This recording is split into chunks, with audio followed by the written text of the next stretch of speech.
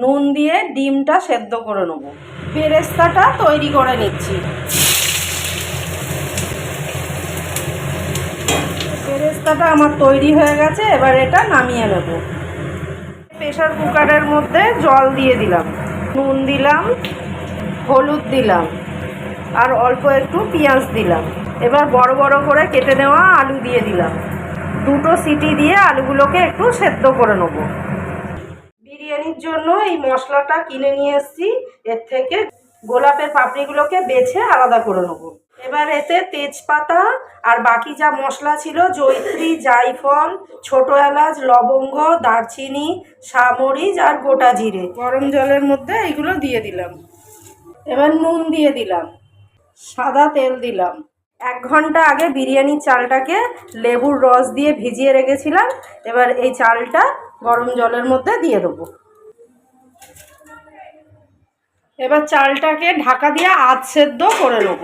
সেদ্ধ করে নেওয়া ডিমগুলো হালকা করে একটু ভেজে নেব। ডিমটা হালকা করে ভেজে নিয়েছি, এবার তুলে নেব। রাইসটা আধ সেদ্ধ হয়ে গেছে, এবার এটা নামিয়ে নেব। তেলের মধ্যে পেঁয়াজ দিলাম আর তেজপাতা দিয়ে দিলাম। পেঁয়াজটা একটু ভেজে নেব। টমেটো দিয়ে দিলাম, রসুন বাটা, আদা বাটা, জিরের গুঁড়ো, নুন, হলুদ, কাঁচা লঙ্কা আর গোলমরিচ বাটা।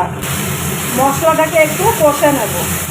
একটুখানি শুকনো লঙ্কার গুঁড়ো দিয়ে দিলাম। একটু বড় বড় করে চিকেনের পিস কেটে নেওয়া হয়েছে, এগুলো দিয়ে দিচ্ছি। চিকেনের পিসগুলোকে মশলার সঙ্গে একটু কষে নেব। আর এদিকে আলুটা সেদ্ধ করে নিয়েছিলাম, এবার এই জল থেকে আলুগুলো আমি তুলে নেব। চিকেনটা এদিকে ভালো করে একটু কষে নিয়েছি। এবার এই কষে নেওয়া চিকেনটাকে আমি হাঁড়ির মধ্যে দিয়ে দেবো। আগে তেজপাতাগুলোকে হাঁড়ির নিচের দিকে দিয়ে কয়েকটা তেজপাতাও দিয়ে দিয়েছি।